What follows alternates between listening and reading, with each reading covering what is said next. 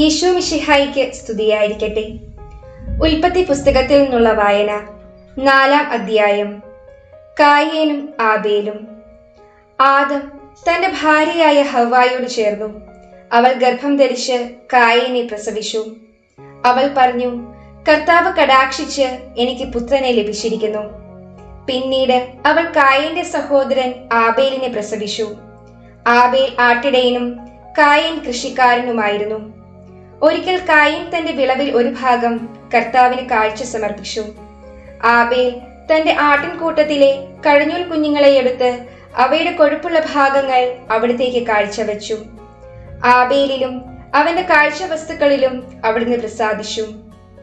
എന്നാൽ കായേനിലും അവന്റെ കാഴ്ച വസ്തുക്കളിലും അവിടുന്ന് പ്രസാദിച്ചില്ല. ഇത് കായേനെ അത്യധികം കോപിപ്പിച്ചു. അവന്റെ മുഖം കറുത്തു. കർത്താവ് കായേനോട് ചോദിച്ചു, നീ കോപിച്ചിരിക്കുന്നത് എന്തുകൊണ്ട്? നിന്റെ മുഖം വാടിയിരിക്കുന്നത് എന്തുകൊണ്ട്? ഉചിതമായി പ്രവർത്തിച്ചാൽ നീയും സ്വീകാര്യനാവുകയില്ലേ? നല്ലത് ചെയ്യുന്നില്ലെങ്കിൽ പാപം വാതിൽക്കൽ തന്നെ പതിയിരിപ്പുണ്ടെന്ന് ഓർക്കണം. അത് നിന്നിൽ താല്പര്യം വച്ചിരിക്കുന്നു, നീ അതിനെ കീഴടക്കണം. ഒരു ദിവസം കായേൻ തന്റെ സഹോദരൻ ആബേലിനോട് പറഞ്ഞു, നമുക്ക് വയലിലേക്ക് പോകാം. അവർ വയലിലായിരിക്കെ കായേൻ ആബേലിനോട് കയർത്ത് അവനെ കൊന്നു. കർത്താവ് കായേനോട് ചോദിച്ചു, നിന്റെ സഹോദരൻ ആബേൽ എവിടെ? അവൻ പറഞ്ഞു, എനിക്കറിഞ്ഞുകൂടാ. സഹോദരന്റെ കാവൽക്കാരനാണോ ഞാൻ? എന്നാൽ കർത്താവ് പറഞ്ഞു, നീ എന്താണ് ചെയ്തത്? നിന്റെ സഹോദരന്റെ രക്തം മണ്ണിൽ നിന്ന് എന്നെ വിളിച്ചു കരയുന്നു. നിന്റെ കയ്യിൽ നിന്ന് നിന്റെ സഹോദരന്റെ രക്തം കുടിക്കാൻ വായു പിളർന്ന ഭൂമിയിൽ നീ ശപിക്കപ്പെട്ടവനായിരിക്കും. കൃഷി ചെയ്യുമ്പോൾ മണ്ണ് നിനക്ക് ഫലം തരുകയില്ല. നീ ഭൂമിയിൽ അലഞ്ഞു തിരിയുന്നവനായിരിക്കും. കായേൻ കർത്താവിനോട് പറഞ്ഞു, എനിക്ക് വഹിക്കാവുന്നതിലും വലുതാണ് ഈ ശിക്ഷ. ഇന്ന് അവിടുന്ന് എന്നെ ഈ സ്ഥലത്തു നിന്ന് ആട്ടിപ്പായിച്ചിരിക്കുന്നു. അവിടുത്തെ സന്നിധിയിൽ നിന്ന് ഞാൻ ഒളിച്ചു നടക്കണം. ഞാൻ ഭൂമിയിൽ ഉഴലുന്നവനായിരിക്കും. കാണുന്നവരെല്ലാം എന്നെ കൊല്ലാൻ നോക്കും. കർത്താവ് പറഞ്ഞു, ഒരിക്കലുമില്ല. കായേനെ കൊല്ലുന്നവന്റെ മേൽ 7 ഇരട്ടിയായി ഞാൻ പ്രതികാരം ചെയ്യും. ആരും കായേനെ കൊല്ലാതിരിക്കാൻ കർത്താവ് അവന്റെ മേൽ ഒരടയാളം പതിച്ചു. കായേൻ കർത്താവിന്റെ സന്നിധി വിട്ട് ഏദെനു കിഴക്ക് നോദു പ്രദേശത്ത് വാസമുറപ്പിച്ചു. കായേന്റെ സന്താന പരമ്പര. കായേൻ തന്റെ ഭാര്യയുമായി ചേർന്നു. അവൾ ഗർഭം ധരിച്ച് ഹെനോക്കിനെ പ്രസവിച്ചു. കായേൻ ഒരു നഗരം പണിതു. തന്റെ പുത്രനായി ഹെനോക്കിന്റെ പേര് അതിനു നൽകി.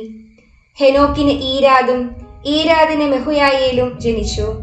മെഹുയായേലിന് മെഥൂശായേലും മെഥൂശായേലിന് ലാമക്കും ജനിച്ചു. ലാമക്കിന് 2 ഭാര്യമാരുണ്ടായിരുന്നു, ആദായും സില്ലായും. ആദായുടെ മകനായിരുന്നു യാബാൽ. കൂടാരവാസികളുടെയും അജപാലകരുടെയും പിതാവായിരുന്നു അവൻ. അവന്റെ സഹോദരന്റെ പേര് യൂബാൽ. കിന്നരവും വേണവും വായിക്കുന്നവരുടെ പിതാവായിരുന്നു അവൻ. സില്ലായിക്കും ഒരു പുത്രനുണ്ടായി, തൂബൽ കയീൻ. ചെമ്പുപണിക്കാരുടെയും ഇരുമ്പു പണിക്കാരുടെയും പിതാവായിരുന്നു അവൻ. തൂബൽ കയീന് നാമ എന്നൊരു സഹോദരിയും ഉണ്ടായിരുന്നു. ലാമക് തന്റെ ഭാര്യമാരോട് പറഞ്ഞു, ആദായെ സില്ലായി, ഞാൻ പറയുന്നത് കേൾക്കുവിൻ. ലാമക്കിന്റെ ഭാര്യമാരെ എനിക്ക് ചെവി തരുവിൻ. എന്നെ മുറിപ്പെടുത്തിയ ഒരുവനെയും എന്നെ അടിച്ച ഒരു ചെറുപ്പക്കാരനെയും ഞാൻ കൊന്നുകളഞ്ഞു. കായേന്റെ പ്രതികാരം 7 ഇരട്ടിയെങ്കിൽ ലാമക്കിൻ്റെത് 77 ഇരട്ടിയായിരിക്കും. ആദം വീണ്ടും തന്റെ ഭാര്യയോട് ചേർന്നു. അവൾ ഒരു പുത്രനെ പ്രസവിച്ചു.